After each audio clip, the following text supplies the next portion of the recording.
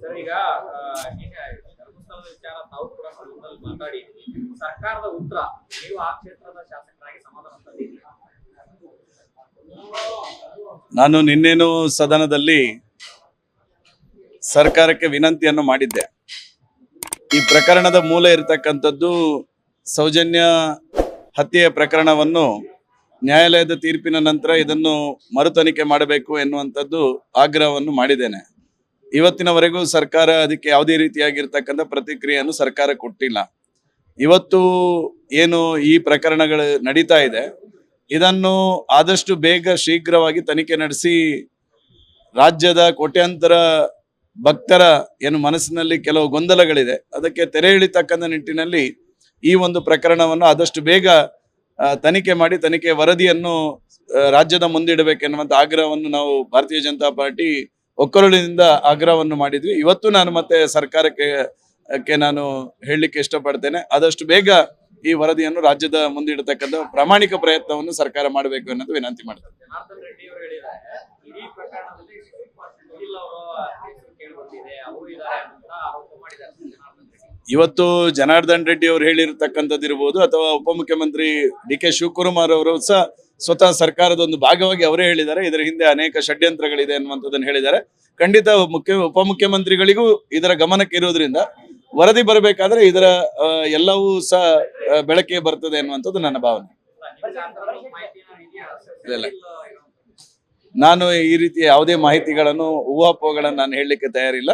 ಏನು ಸರ್ಕಾರದ ಉಪಮುಖ್ಯಮಂತ್ರಿಗಳು ಹೇಳಿರ್ತಕ್ಕಂಥದ್ದು ವರದಿಯಲ್ಲಿ ಇದನ್ನು ಸಮಗ್ರವಾಗಿ ತನಿಖೆ ಇದರ ಎಲ್ಲರ ತನಿಖೆ ಮಾಡಿ ರಾಜ್ಯದ ಮುಂದಿಡತಕ್ಕಂಥ ಕೆಲಸವನ್ನು ಉಪಮುಖ್ಯಮಂತ್ರಿಗಳು ಮಾಡ್ತಾರೆ ಅನ್ನುವಂಥ ಭಾವನೆ ಇದೆ.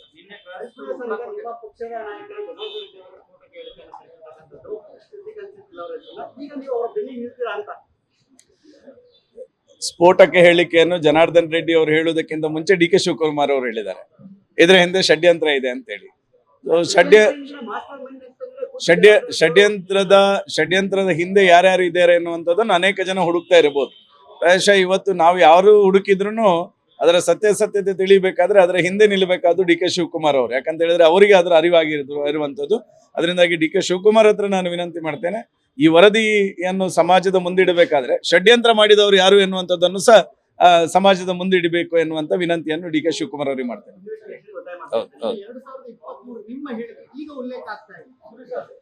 ನೋಡಿ, ಇವತ್ತು ಸೋಷಿಯಲ್ ಮೀಡಿಯಾಗಳು ಯಾವ ರೀತಿಯಾಗಿರ್ತಕ್ಕಂಥ ಅವಾಂತರಣಗಳನ್ನು ಮಾಡ್ತದೆ ಎನ್ನುವಂಥದ್ದು ನಿನ್ನೆ ಸದನದಲ್ಲಿ ಬಂದಿರತಕ್ಕಂಥ ವಿಚಾರವು ಒಂದು ಸಾಕ್ಷಿ. ಪ್ರಾಯಶಃ 2023 ನನ್ನ ಚುನಾವಣೆ ನಂತರ ವಿಜಯೋತ್ಸವದ ಸಂದರ್ಭದಲ್ಲಿ ನಾನು ಮಾಡಿರ್ತಕ್ಕಂಥ ಒಂದು ಆರೋಪಕ್ಕೆ ಅದನ್ನು ಉಲ್ಲೇಖವಾಗಿಟ್ಟುಕೊಂಡು ಮಾಡಿರ್ತಕ್ಕಂಥ ಮಾತುಗಳದು. ಪ್ರಾಯಶಃ ಅದನ್ನು ಕಟ್ ಅಂಡ್ ಪೇಸ್ಟ್ ಆಗಿ ಬಂದು ಡಿ.ಕೆ. ಶಿವಕುಮಾರ್ ಅವರು ಅದಕ್ಕೆ ಮೊದಲು ರಿಯಾಕ್ಷನ್ ಕೊಟ್ಟರು, ಈ ರೀತಿ ಹೇಳಿಕೆಗಳನ್ನು ಹೋರಾಟಗಾರ ಕೊಟ್ಟಿದ್ದಾರೆ ಅನ್ನುವಂಥದ್ದನ್ನು. ಅದರ ನಂತರ ಅದನ್ನು ವಿಪಕ್ಷ ನಾಯಕರಾಗಿರ್ತಕ್ಕಂಥ ಅಶೋಕ್ ಅವರು ಸಹ ಅದನ್ನು ತಗೊಂಡ್ರು. ಅದರ ಬಗ್ಗೆ ಚರ್ಚೆಗಳು ಆಯಿತು. ಮಧ್ಯಾಹ್ನ ನಾನು ಸದನದಲ್ಲೂ ಅದನ್ನು ಕ್ಲಾರಿಫಿಕೇಶನ್ ಕೊಟ್ಟಿದ್ದೇನೆ. ಈ ಕಟ್ ಅಂಡ್ ಪೇಸ್ಟ್ ಹಾವಳಿಗಳು ಮತ್ತು ಸಾಮಾಜಿಕ ಜಾಲತಾಣದಲ್ಲಿ ಯಾವುದನ್ನು ಬೇಕಾದರೂ ಬರೀಬಹುದು ಎನ್ನುವಂಥದ್ದನ್ನು ನಿಲ್ಲಿಸ್ತಕ್ಕಂಥ ನಿಟ್ಟಿನಲ್ಲಿ ಕಾನೂನು ಕ್ರಮಗಳನ್ನು ಕೈಗೊಳ್ಳಬೇಕೆನ್ನುವಂಥದ್ದನ್ನು ಹೇಳಿದ್ದೇನೆ. ಈ ಧರ್ಮಸ್ಥಳ ಪ್ರಕರಣಕ್ಕೂ ಸಂಬಂಧಪಟ್ಟಂತೆ ನಾನು ಮಾಧ್ಯಮಗಳನ್ನು ಪ್ರಶಂಸೆಯನ್ನು ನಾನು ಸದನದಲ್ಲಿ ಮಾಡಿದ್ದೇನೆ. ಮಾಧ್ಯಮ ಇರ್ಬೋದು, ದೃಶ್ಯ ಮಾಧ್ಯಮ ಇರ್ಬೋದು, ಪ್ರಿಂಟ್ ಮೀಡಿಯಾ ಇರ್ಬೋದು, ಎಲ್ಲೂ ಸಮಾಜವನ್ನು ಮಿಸ್ಲೀಡ್ ಆಗ್ತಕ್ಕಂಥ ವ್ಯವಸ್ಥೆಗಳಾಗಲಿಲ್ಲ. ಆದರೆ ಯೂಟ್ಯೂಬ್ ಚಾನೆಲ್ಗಳು ಮತ್ತು ಸೋಷಿಯಲ್ ಮೀಡಿಯಾಗಳು ಇವತ್ತು ಅನೇಕ ಮಿಸ್ಲೀಡ್ ಆಗಿರ್ತಕ್ಕಂಥ ವರದಿಗಳನ್ನು ಪ್ರಕಟ ಮಾಡತಕ್ಕಂಥ ಸಂದರ್ಭಗಳಲ್ಲಿ ಪ್ರಾಯಶಃ ಸರ್ಕಾರ ಇದಕ್ಕೆ ಕಾನೂನು ಚೌಕಟ್ಟಿನ ಒಳಗಡೆ ಇದನ್ನು ತರಬೇಕಾದಂಥ ಅವಶ್ಯಕತೆ ಇದೆ. ಆ ಕಾರಣಕ್ಕೋಸ್ಕರ ಈ ರೀತಿಯ ಪ್ರಕರಣಗಳು ಮತ್ತೆ ಮತ್ತೆ ಸದನದಲ್ಲಿ ಬರುವಂಥ ವ್ಯವಸ್ಥೆಗಳು ಸಹ ಆಗ್ತದೆ ಎನ್ನುವಂಥದ್ದನ್ನು ಸಹ ನನ್ನ ಸದನದಲ್ಲಿ ಹೇಳಿರ್ತಕ್ಕಂಥದ್ದು. ಈ ಪ್ರಕರಣದಲ್ಲಿ ನನ್ನ ಮೇಲೆ ಸರ್ಕಾರ FIR ಸಹ ಮಾಡಿತ್ತು. ಆಮೇಲೆ ಅದಕ್ಕೆ ನ್ಯಾಯಾಲಯ ಅದಕ್ಕೆ ಜಾಮೀನನ್ನು ಕೊಡುವಂತ ಪ್ರಕ್ರಿಯೆಯನ್ನು ಸಹ ನ್ಯಾಯಾಲಯ ಮಾಡಿದೆ.